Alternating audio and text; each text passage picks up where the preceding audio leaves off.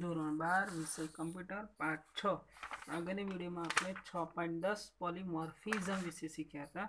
હવે આજે આપણે 6.11 એગ્રીગેશન અને કોમ્પોઝિશન વિશે શીખીશું. બરાબર, હવે એમાં એગ્રીગેશન અને કોમ્પોઝિશન એટલે શું એમાં આપણે એ જોઈએ કે એમાં શું આવશે કે જ્યારે એક ક્લાસના ઓબ્જેક્ટ એ બીજા ક્લાસના ઓબ્જેક્ટ બનેલા હોય ત્યારે તેને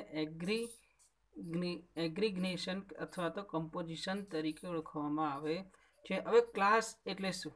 ધારો કે આપણે જાણીએ કે કમ્પ્યુટર મધરબોર્ડ, સ્ક્રીન, કીબોર્ડ અને માઉસ જેવા અનેક ઘટકોનું બનેલું છે. બરાબર, અને સ્ક્રીન સ્વયં જ લંબાઈ, પહોળાઈ અને મોડલ જેવા ગુણધર્મો ધરાવે છે. બરાબર, એ એક સાથેનો ક્લાસ હોઈ શકે છે. હવે ક્લાસ એટલે શું તો તમને ખબર પડી. બરાબર, કે આ શું છે કે એક ક્લાસના ઓબ્જેક્ટ બીજા ક્લાસના ઓબ્જેક્ટ બનેલા હોય ત્યારે તેને એગ્રીગેશન અથવા કમ્પોઝિશન તરીકે કહેવામાં આવે છે. હવે ક્લાસ એટલે શું એ તો તમને ખબર પડી ગઈ છે, અને તે અલગ અલગ ક્લાસ વચ્ચેનો પૂર્ણ અથવા તો તેમાંનો અંશ સંબંધ રજૂ કરે છે. ઉદાહરણ તરીકે મધરબોર્ડ એ કમ્પ્યુટરનો જ એક ભાગ છે. બરાબર, કમ્પ્યુટર કેટલી વસ્તુ છે? કીબોર્ડ, માઉસ, આ શું છે? એક ક્લાસ કહેવાય છે. બરાબર, પણ એ જ રીતે મધરબોર્ડને પણ મોડલ અને કંપની જેવા ગુણધર્મો સાથેનો ક્લાસ બનાવી શકાય છે. જ્યારે આપણે કોમ્પ્યુટર નામનો ક્લાસ વ્યાખ્યાયિત કરીએ ત્યારે તેમાં મધરબોર્ડ, સ્ક્રીન, ક્લાસ ઓબ્જેક્ટ જેવા એટ્રીબ્યુટનો સમાવેશ કરેલો હોય છે. આ રીતે તેમાં સમાવેશનો નિર્દેશ સૂચવે છે. બરાબર, હવે ખબર પડી કોમ્પ્યુટર કેટલી વસ્તુની બને? માઉસ, કીબોર્ડ, આ માઉસ, કીબોર્ડ, સીપીયુ વગેરેથી બને શું છે? એક ક્લાસ છે, અને બધાનો સમાવેશ થઈને એક ક્લાસ બને છે. હવે આપણે અગાઉ ચર્ચા કરી પર્સન ક્લાસમાં ફેરફાર કરવાનો છે.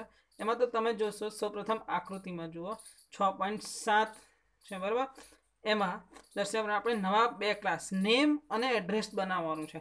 હવે જો તમારા પાઠ્યપુસ્તકની અંદર છે, બરાબર, આ નેમ અને અહીંયા આગળ એડ્રેસ આપેલું છે. બરાબર, હવે એમાં જોઈએ કે નેમ ક્લાસમાં ફર્સ્ટ નેમ છે અને મિડલ નેમ અને લાસ્ટ નેમ એ શું છે? આ ત્રણે એટ્રીબ્યુટ છે. અને એડ્રેસ ક્લાસમાં જુઓ બાજુમાં કે હાઉસ જે ઘરની વિગતો નિર્દેશ કરે છે. હાઉસ લખ્યું છે, એમાં શું લખવાનું? આપણે ઘરની વિગતોનો નિર્દેશ. સ્ટ્રીટ, સિટી, સ્ટેટ અને પિનકોડ એટ્રીબ્યુટ કરવાનું છે. અને હવે પર્સન ક્લાસને બદલીએ છીએ. આપણે જે પર્સન ક્લાસ જે છે એને શું કરે? આપણે બદલ અને એટ્રીબ્યુટ નામ એટલે કે એમાં શું લખવાનું? નામ અને એડ્રેસ બદલીને NM લખવાનું છે, અને ADDR એટલે કે ટૂંકમાં લખી નાખવાનું છે. જે આપણે લખીએ છીએ નામ આખું એની જગ્યાએ NM લખવાનું, ADDR રાખીએ છીએ. અને NM અને ADDR એટ્રીબ્યુટ ડેટા પ્રકાર અનુક્રમે નેમ અને એડ્રેસ ક્લાસ છે. બરાબર, હવે તમને ખબર પડી આખું નામ NAME લખવાની જરૂર નથી, NM કરી દેવાનું, એડ્રેસની જગ્યાએ ADDR લખવાનું છે. બરાબર, આ રીતે પ્રેઝન્ટ ક્લાસમાં નેમ અને એડ્રેસ ક્લાસના ઓબ્જેક્ટ છે. નેમ અને એડ્રેસ શું છે? ઓબ્જેક્ટ છે.